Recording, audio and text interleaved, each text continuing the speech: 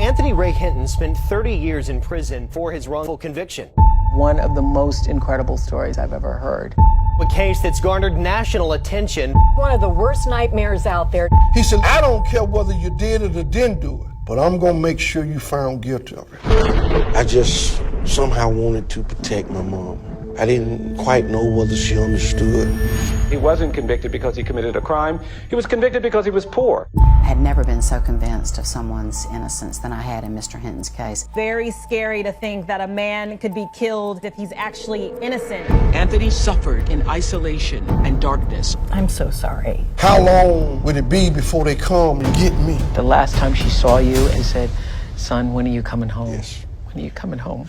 He said, whether you shot him or not, I don't care. You have been found guilty, I sentence you to death. The entire country was watching. 30 years of pure hell.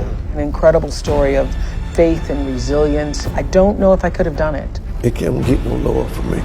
I've seen hate at its worst. He was ordered to spend the remainder of his life in prison. Right next to a convicted KKK member.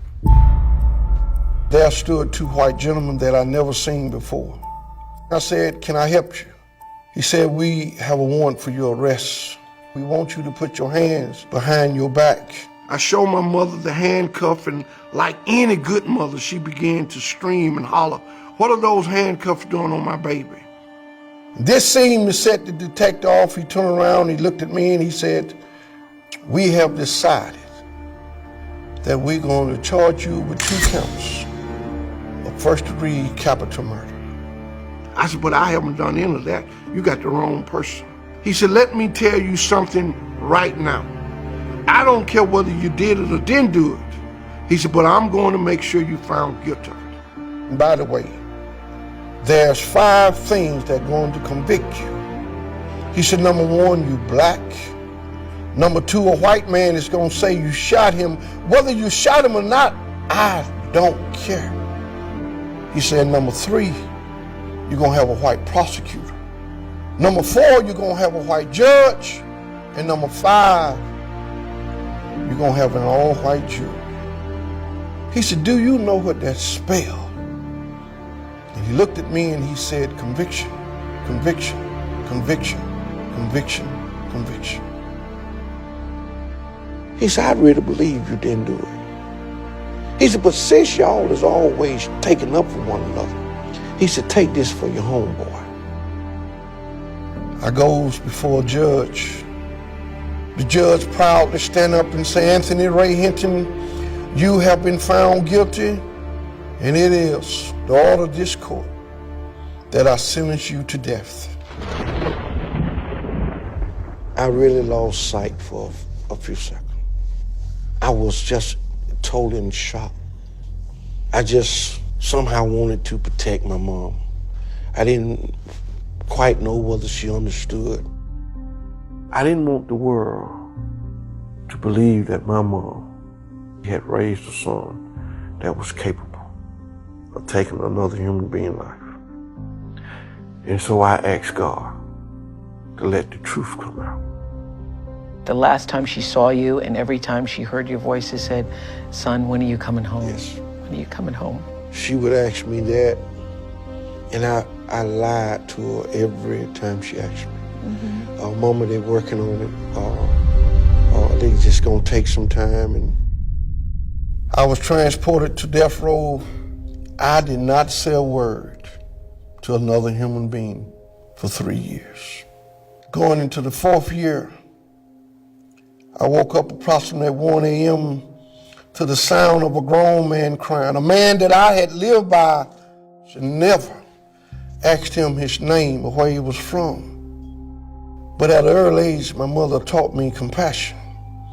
My mother taught me no matter what one does in life, he or she still deserves compassion. And it was that compassion that I hollered through this brick wall.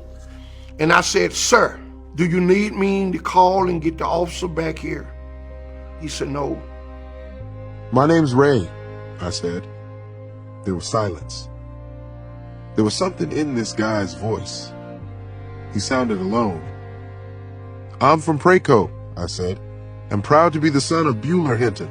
The best mother God ever sent down to this earth, who can make a pie like an angel and swat you like the devil if you try to eat it before she says so.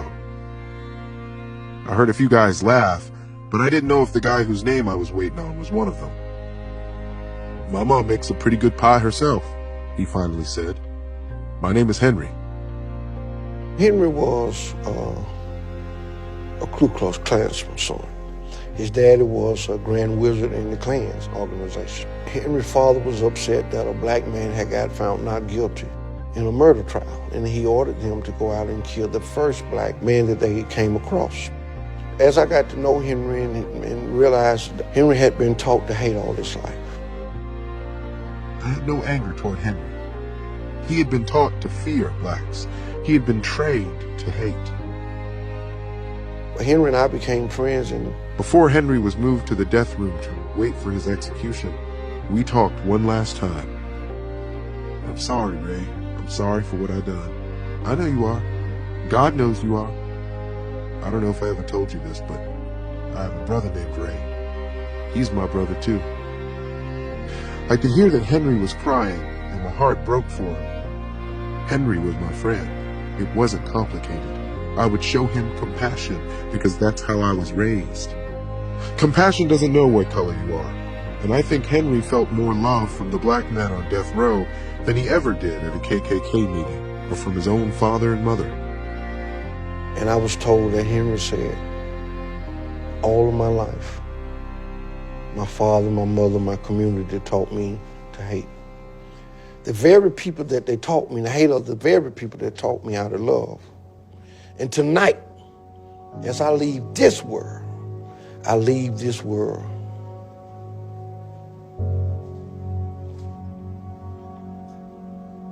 knowing what love feels like. And I often say that if we can teach people to hate, we should be able to teach them to love. I really believe Henry left this world a better man than he came in. In 30 years, I witnessed 54 men walk by my cell only to be executed. And I kept saying, how long can I survive this madness? How long will it be before they come and get me? The night I found out that my mom had died, I really didn't give a damn whether I lived. And that night, as I tried to sleep, it was as though my mom came in the cell and stayed in my ear all night long. And I could hear her saying, I did not bring you up to be a quitter.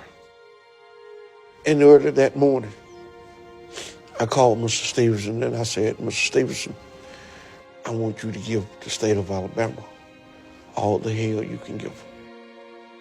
Stevenson and the Equal Justice Initiative spent 16 years working on Mr. Hinton's case. Mr. Hinton should have never been convicted. He wasn't convicted because he committed a crime.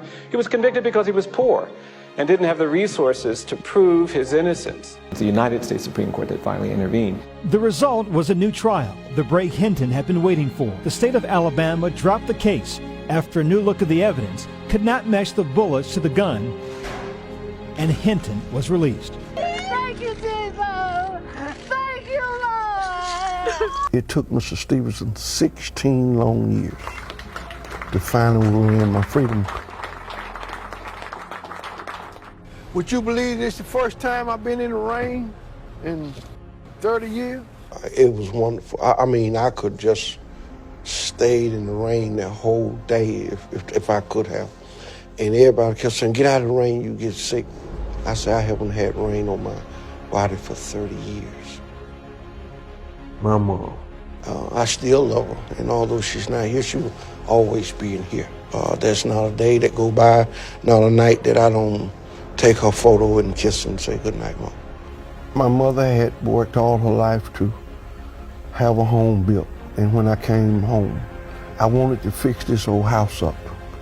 And it has a connection with me and her. And I did it in her memory. Just because someone do you wrong, it don't make it right that you go do them wrong. I can dwell on the negative and never grow. So I choose to embrace the good. I don't sense any bitterness. Why is that? Bitterness kills the soul. I cannot hate. I've seen hate at its worst. What would it profit me to hate? Death Row taught me that either you love or you hate. Death Row taught me you either help or you harm. Death Row taught me no matter where we are, we still can love and we still can help one another.